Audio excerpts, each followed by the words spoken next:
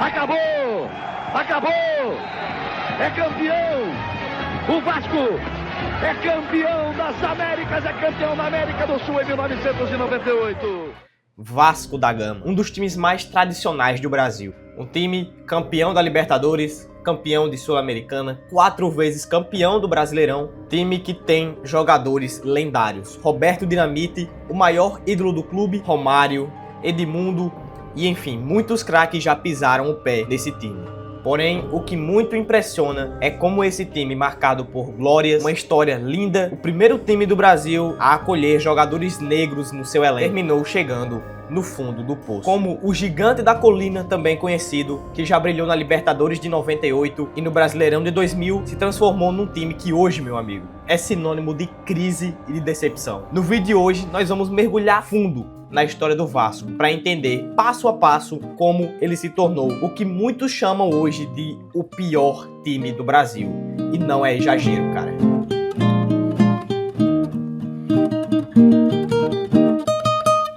O primeiro ponto polêmico que a gente tem que abordar é você que não deixou o like no vídeo, cara. Eu sei, na moral, foi um gancho massa, foi um gancho bom. Por favor, né, cara? Deixa o like, eu mereço depois dessa, né? Mas sem brincadeira agora, bora começar essa bagaça. Bom, vem comigo. Pra gente entender a queda do Vasco, a gente precisa voltar aos primeiros sinais de problemas. No início dos anos 2000. Naquele período, apesar do time ainda ostentar um passado glorioso, o clube já demonstrava que tinha uns sinais de que algo estava fora do controle. O primeiro grande alerta veio da má administração. Sob o comando de figuras controversas, como Eurico Miranda, o clube tomou decisões que, na época, pareciam ousadas, mas acabaram gerando consequências desastrosas a longo prazo, cara. Eurico, conhecido por seu estilo autoritário, implementou políticas que privilegiavam interesses pessoais e não o bem-estar do clube. Essa postura começou a corroer a estrutura interna do Vasco, sabe? Começou aquele bafafá, aquele papinho nos bastidores, no vestiário, e isso tudo afetou desde a diretoria até a comissão técnica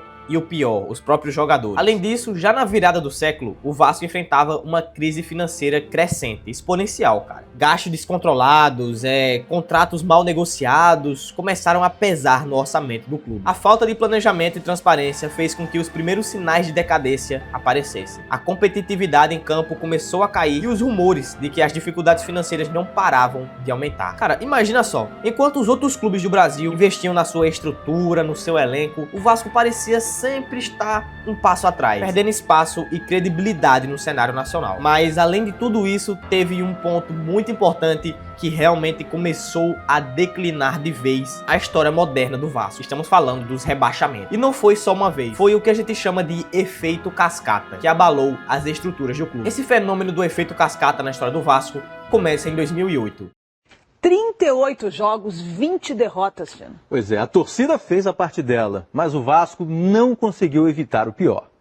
Onde o Vasco sofreu um rebaixamento que chocou não só a torcida, mas todo o país. Foi o início de uma série de acontecimentos que minaram ainda mais a moral do clube. O impacto emocional e financeiro, principalmente, né, a gente tem que deixar isso claro, desse episódio já foi devastador. Agora a gente falando um pouco mais da área administrativa. Com o rebaixamento a gente sabe que acontece o quê? Patrocínios perdidos, confiança da torcida cai e o próprio mercado enxergava o clube de uma forma diferente, com uma certa desconfiança. Cara, imagina, você tem uma empresa, você por acaso vai investir num time que sofreu um rebaixamento, que ninguém esperava. Cara, com certeza isso prejudica muito a imagem do clube no cenário nacional. Mas a maré ruim não parou por aí. Em 2013, o rebaixamento voltou a bater a porta. Desta vez, os problemas já eram ainda mais profundos. A gente pode destacar o que aqui, cara? A gente destaca a falta de um projeto esportivo consistente, a gente destaca a dificuldade que tinha em manter um elenco competitivo e principalmente a crise de identidade que fizeram com que o time se perdesse cada vez mais no campeonato. O Vasco da Gama perder a sua identidade é algo muito sério, porque esse time é um dos times que tem mais identidade aqui na história do Brasil. Mas você pode estar pensando, ok, agora as coisas vão melhorar. Mas cara, a situação piorou em 2015. Ok, mesmo com tentativas de reestruturação, infelizmente o clube voltou a enfrentar a demissão de técnicos, que é algo muito marcante na história moderna do Vasco. Entra um, sai outro, entra um, sai outro. E as oscilações no desempenho dentro de campo E cara, para muitos, o ápice da crise foi o rebaixamento de 2020, que consolidou a imagem do Vasco como um time sem rumo completamente e sem planejamento. Cada rebaixamento teve o seu efeito cascata, além de prejudicar financeiramente o clube, porque acontece aqui a queda de receita, de direitos televisivos, a queda de patrocínios, a queda de principalmente bilheteria, né, cara? Mas isso também, a sucessão de crises, afetou a moral dos jogadores e a confiança dos próprios torcedores. Dados e estatísticas da época comprovam que em cada temporada o desempenho do Vasco piorava progressivamente. E isso não é normal, cara. Um time não pode ter esse tipo de estatística. Com campanhas ruins no Brasileirão e eliminações precoces em torneios importantes. Cara, essas sucessões de fracassos fez com que o quê? A equipe perdesse o seu apoio, perdesse a sua credibilidade. Tudo isso eles já tinham conquistado com muito esforço, cara.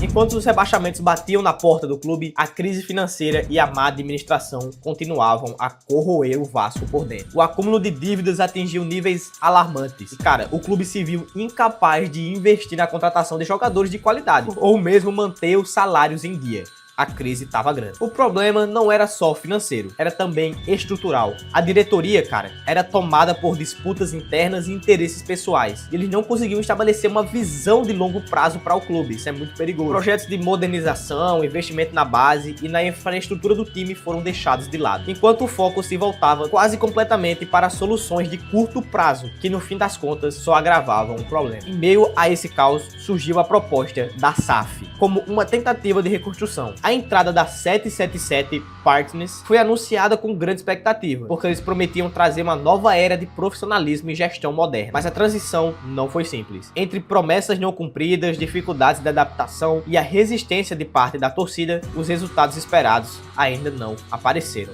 O clube continuava a se arrastar, cara. Parecia uma formiga em meio a dívidas e a uma administração que não conseguia se modernizar de forma efetiva. Para muitos especialistas, essa crise financeira do Vasco e a falta de uma administração séria foram os principais responsáveis por transformar o Vasco da Gama de um gigante em um clube totalmente estagnado no tempo e sem rumo. E a gente pode ter certeza que os números não mentem. O time tem salários atrasados, falta de investimento na categoria de base, que um dia, cara, já foi uma das melhores do país, e uma série de escolhas equivocadas. O Vasco se viu preso em um paradoxo de declínio.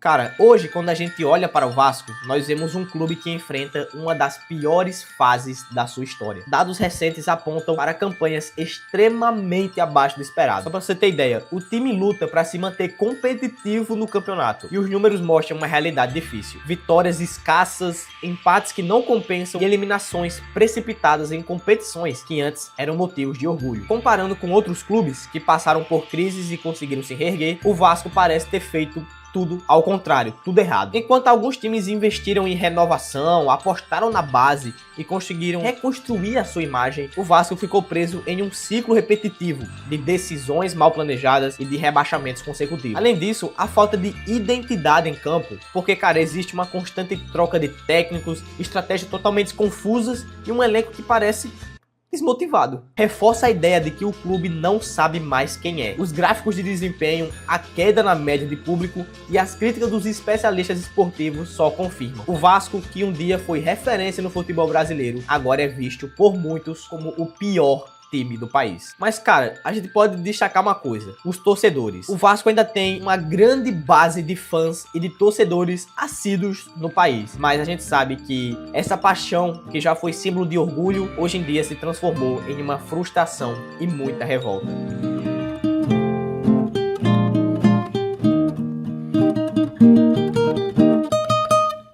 Então, amigo, vamos lá. Qual é o futuro do Vasco? Será que ainda há salvação para esse gigante adormecido? Ou será que ele está condenado a viver em um paradoxo sem fim? Essa é a pergunta que não tem uma resposta fácil. Por um lado, a história do clube é repleta de superações e momentos de resiliência. Por outro, os desafios atuais tanto financeiros quanto administrativos, parecem maiores do que nunca. O que a gente pode concluir, cara, no final de tudo isso, é que o caminho para recuperação vai ter que passar por uma transformação profunda, tanto dentro das quatro linhas quanto fora de campo. O Vasco precisa resgatar aquela confiança da torcida, investir em uma gestão transparente e apostar em uma estratégia de longo prazo. E você, torcedor, o amante do futebol, o que você acha? Você acredita que o Vasco tem condições de reverter esse cenário ou será que estamos vendo o fim de uma era? Na moral, deixa nos comentários aí que eu quero realmente saber a sua opinião de tudo isso que eu falei. Mas enfim, eu vou deixando esse vídeo por aqui. Muito obrigado se você viu, deixa o like, se inscreve. Tenho certeza que você vai gostar dos outros vídeos que a gente tem aqui no canal. Muito obrigado e até a próxima.